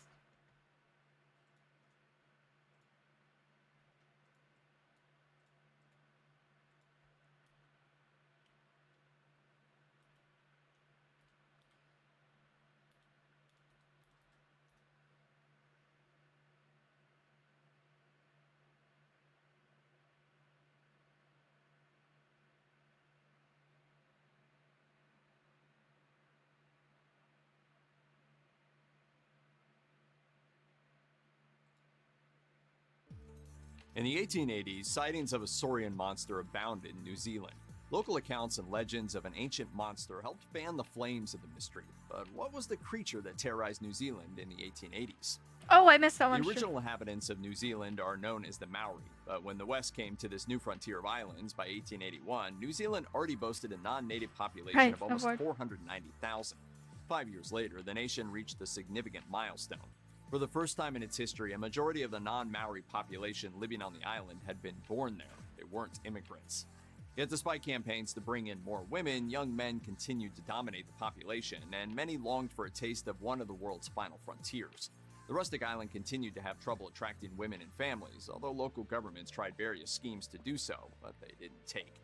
Starting in 1879, New Zealand experienced an economic depression. Unemployment spiked, and many individuals moved away, attracted by the bright What does lights this have of to do with the Australia. monster? Although silver linings existed, such as the first successful exportation of meat stored in ice to Great Britain, a financial recovery She was wouldn't take successful hold until the exportation of meat. 1890s. Got him. In that time, the nation's frontier remained filled with possibility as explorers continued to push into its impenetrable terrain. Along the way, unexplained sightings started to emerge. Into this climate of growing pains came a fascinating story that placed Monster the was world's unemployment. attention Yeah, on that's New what Zealand. I'm It contained all of the learning. intrigue and suspense of an excellent cryptid tale, strange sightings, local legends, and eventually physical evidence. They're folk tales born out of some collective fear of the unknown. Well, how many folk tales do you know that could eat a Boy Scout leader and a biologist? In 1886, slaughter yard employees made a gruesome discovery near Hamilton, New Zealand. Something had taken a sheep carcass from the meat X-Files. hook where it hung. The sheep's remains were picked clean of all flesh. Beyond the devoured creature, few clues of what happened remained at the scene. No hair samples where the thieving animal had brushed against a fence post or tree existed, and it left behind no waste to study and analyze. But locals did find a trail of unidentifiable animal tracks. Speculation soon gripped the nation as whispers of an aquatic reptilian monster emerged. On October 1st, these whispers entered the public record as the New Zealand Herald ventured an account of the mysterious happenings, beginning with the understatement, "This creature's appearance has created quite a sensation." Despite the lack of clues, some locals quickly latched on to sensational conclusions about the incident. Men armed themselves ready to hunt the strange creature. Based on scant evidence left by the so-called monster, some New Zealanders claimed it pointed to undoubted traces of a saurian monster. The term saurian monster refers to a lizard-like creature. In other words, anything from a crocodile to a reptilian cryptid. Interestingly, science may have contributed to the hysteria. How? According to researchers Darren Nash and Charles Paxton, the discovery of new marine reptile fossils appeared to inspire upticks in 19th century reports of sea monsters. Reports also morphed to reflect the latest scientific finds. Nash and Paxton concluded that after 1850, the traditional sea serpent concept was replaced by a monster featuring 4 or more fins and a prominent neck. This neck was a feature visible in the skeletons of Basilosaurus and Plesiosaurus. But New Zealand had a severe credibility problem when it came to saurian monster claims. Of the 110 lizard species native to the country, all fall into 2 reptilian families, geckos and skinks. These reptiles rarely surpass half a foot. How could one grow large enough to steal and devour a sheep carcass suspended from a meat hook? The Waikato Times wrote, "Crocodile or what?" To be sure, the idea of a crocodile making his way unobserved from warmer latitudes across the ocean and taking up his residence in the vicinity of Hamilton is very laughable. Sightings of the saurian monster explode. The Maori first arrived from eastern Polynesia to New Zealand through canoe expeditions in the 13th and 14th centuries. After centuries of inhabiting the islands, they developed a body of folklore about supernatural creatures, including the Taniwha. Lurking in the nation's lakes, caves, oceans, and rivers, Taniwha ranged in appearance. Some Maori legends describe dragon-like winged reptiles. Others suggest sea serpents or even whales and porpoises. But did the Maori see these mythological creatures as actual flesh and blood animals? According to a letter to the Wellington Press, the general impression among our earliest settlers was that natives then living, or certainly their grandfathers, had seen the Taniwha. The letter writer also noted that many Maori descriptions of the creature included details reminiscent of an alligator. In 2002, an event occurred which appears to support the letter's first claim that the Maori saw the Taniwha as physical creatures. That year, a tribe in Waikato opposed and permanently stopped the construction of a highway. Why? Because they said its location would destroy a local Taniwha ecosystem. Up to this point, New Zealanders thought the worst the saurian monster could do was peel the flesh from sheep. But the Maori concept of the Taniwha, a human-devouring monster, both thrilled and terrified them. According to a report that appeared in the Thames Star on October 5th, 1886, a year ago near the same spot, a native girl was found dead in a stream in that vicinity with the flesh stripped from one arm. Besides native tales of the Taniwha, more eyewitness reports surfaced. Like he's saying These ta included and the it's accounts 2. of 2 tourists who claimed they witnessed a strange creature swimming in the Waikato River with a head like an alligator. The Thames Star also noted that a teacher at a local school observed the alleged cryptid swimming in a sea serpent fashion in the river. The The creature seemed to use its tail in the water, propelling it forward like other swimming reptiles. Had the tourists and the school teacher seen the Tanifa? No one could say for sure. What's more, people remain just as divided about sightings of the creature as they were about its identity. While newspapers like the New Zealand Herald proposed an alligator, others like the Thames Star left room for other possibilities. These possibilities included sea serpent-like creatures capable of tolerating the brackish waters of the Waikato, New Zealand's longest river.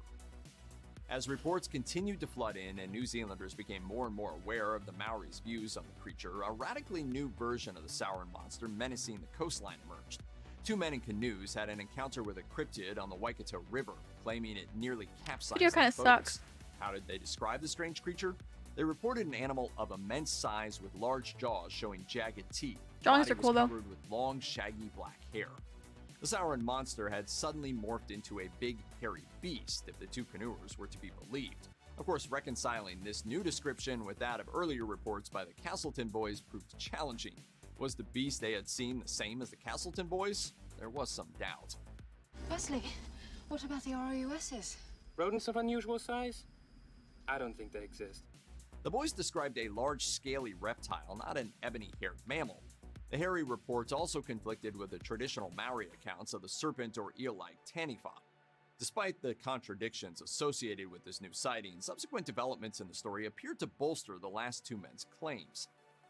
After months of searching, the Sauron monster met its end along the coast near Raglan.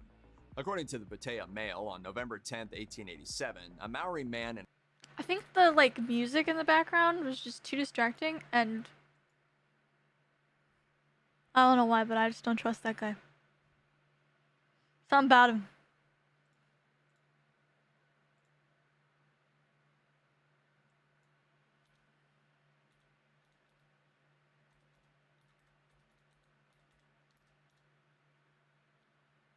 Whoa.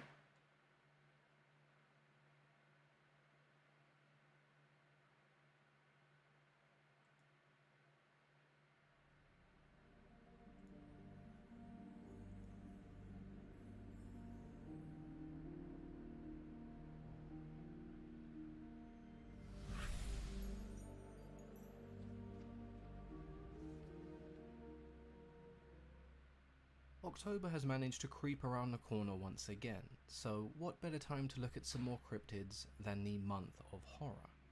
Today we travel to Philadelphia to take a look at one of its most famous pieces of folklore, only second to the Trash Man, the Jersey Devil. As its name tells us, the Jersey Devil was said to inhabit southern Jersey in the Pine Barrens, a heavily forested area just off the coast. Most cryptids are fairly easy to describe because they resemble some kind of animal. The Jersey Devil does also kind of fall into this category, but it's far from easy to paint you a picture without actually showing you one. Over the years it's been described as a number of different things, but the most consistent is as a flying biped with hooves, which honestly means nothing when its appearance varies so much. Bat-like wings and hooves are the features that never really change. Its head is either said to be a goat or a horse with horns. It has small clawed arms and a forked tail. Many have likened the creature to a wyvern, and I guess it is a reasonable comparison. It does kind of remind me of a chimera, but with only one head. So, other than flying around and scaring people, what does the Jersey Devil actually do? Naturally, with it being the devil, it was seen as a bad omen. Everything from a bad harvest to droughts, missing livestock, and even cows who couldn't be milked were all blamed on the Jersey Devil. Then you have other sinister activities such as knocking down trees to squash people and boiling streams of water to burn them alive. Some believe that it appeared periodically, either every 7 or 13 years, a sign of war, disaster, and hardship that was yet to come. With the overall description out of the way, the next few questions we can attempt to answer are what is it and where did it come from? For this we have to go back to the 18th century when it was first seen in 1735. In the Pine Barrens region lived a woman named Jane Leeds, also known as Mother Leeds.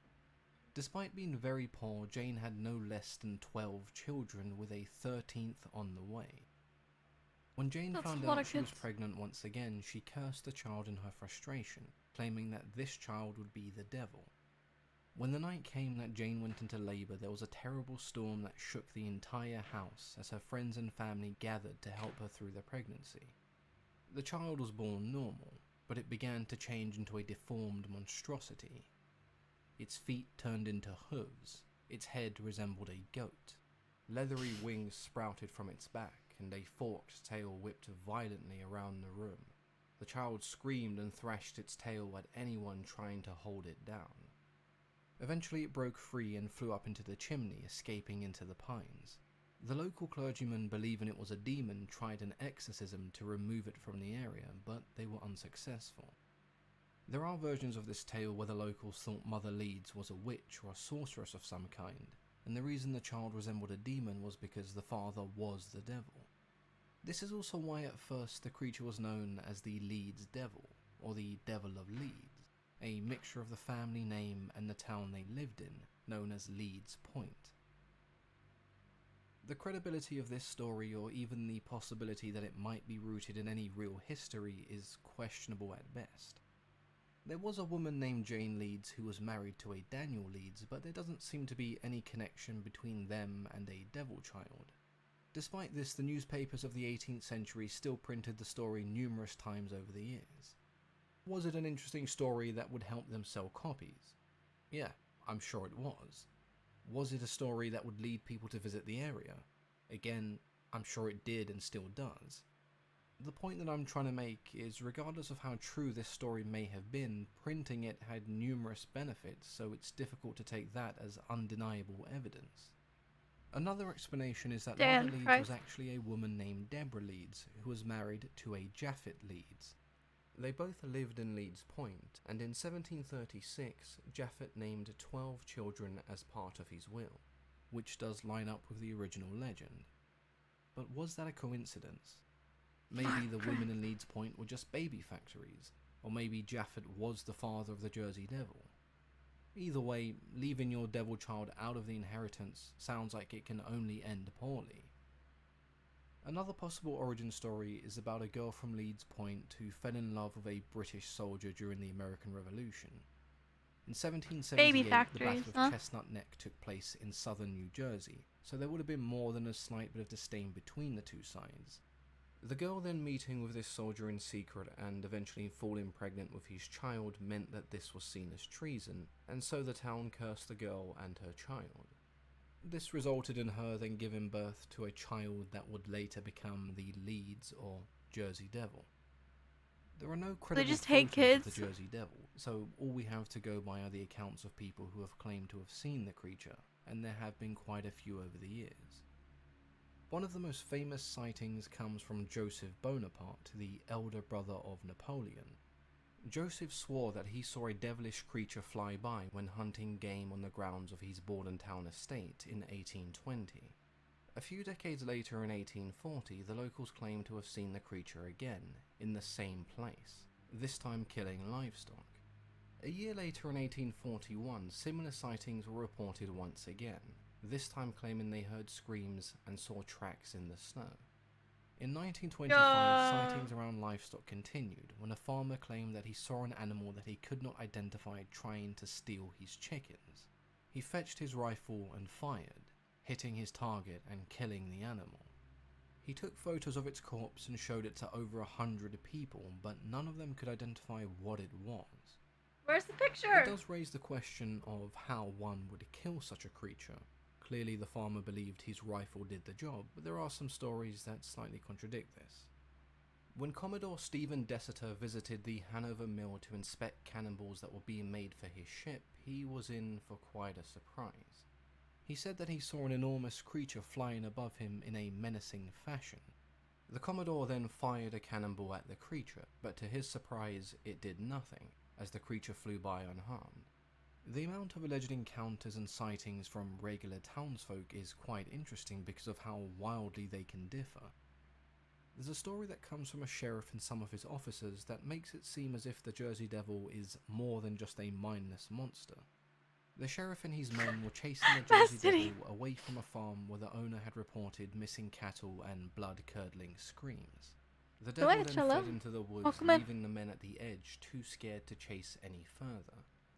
The sheriff then yelled, "This is the Jersey Devil. If it is true, and you are the devil, then rattle your chains." All of the men swore that they heard its chains rattle. This story ties into the previous versions that believe the father of the child may have been the devil. It's also a rare account of the creature attempting to interact in some way that doesn't involve a sinister act.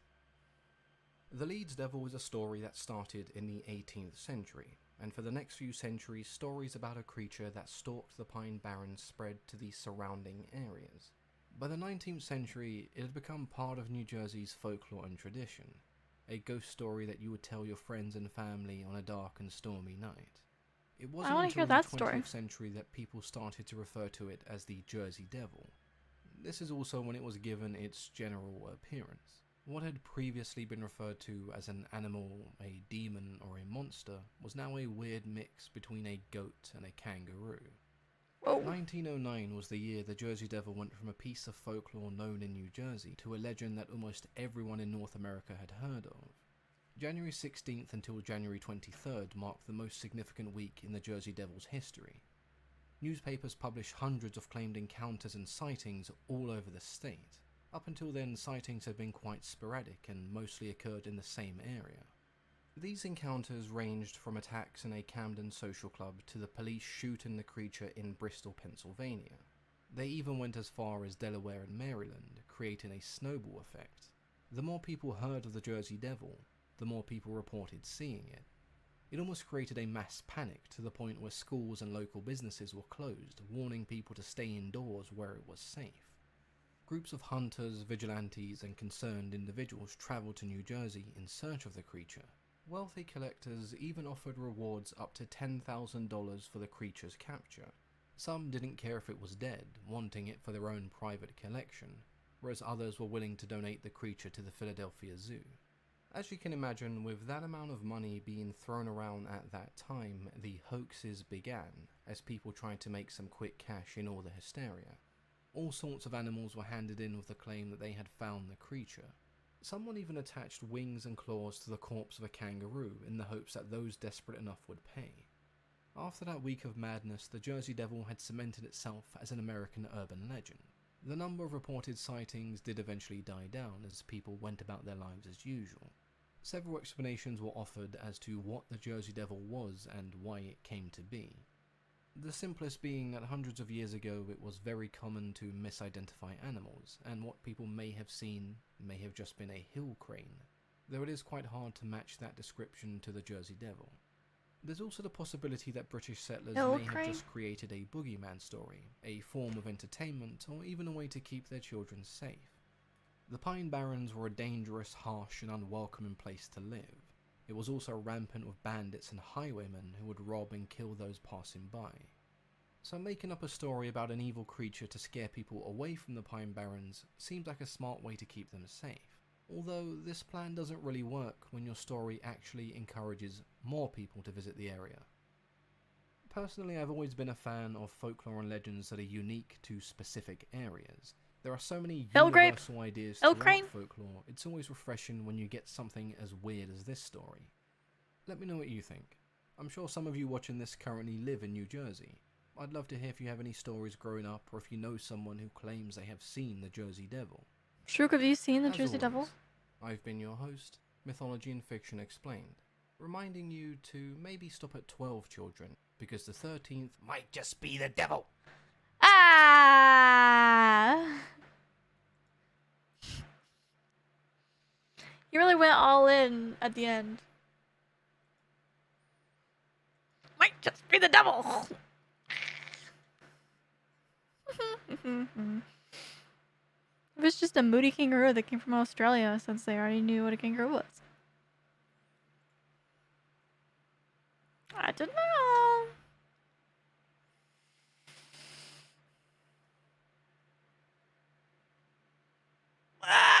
Did we learn anything?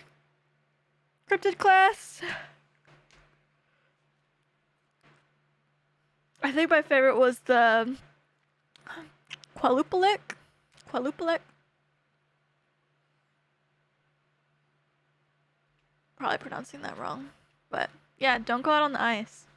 That dude, Icebox, he made a good video. Good video. I had fun. Learned a couple things. Yeah, people die every year.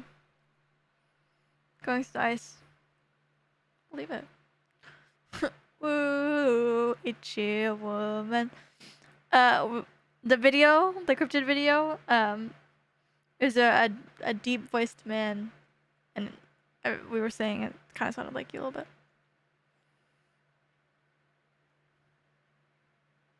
You had to drink a coffee before the end? Yeah, glitch. 13 challenges might be the devil! Ah! Oh. Which makes sense, because, it was about ice. So. Maybe they need a similar monster to stop people from going on the mudflats. Maybe a wolf or something. Are you referencing something that I've done?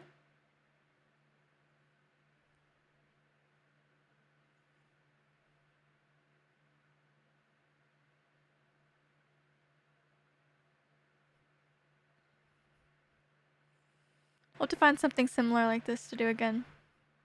It was fun. We learned together today.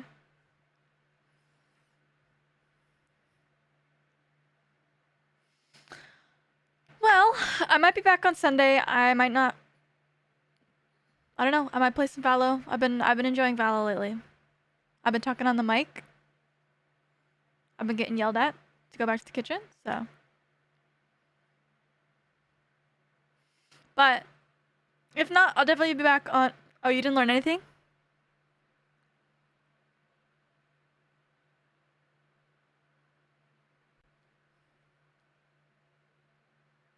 I'll be back on Tuesday.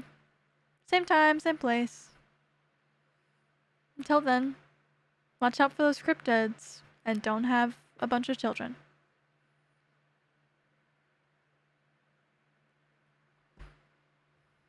Goodbye. Wait, we were learning? Yeah, there's gonna be a quiz.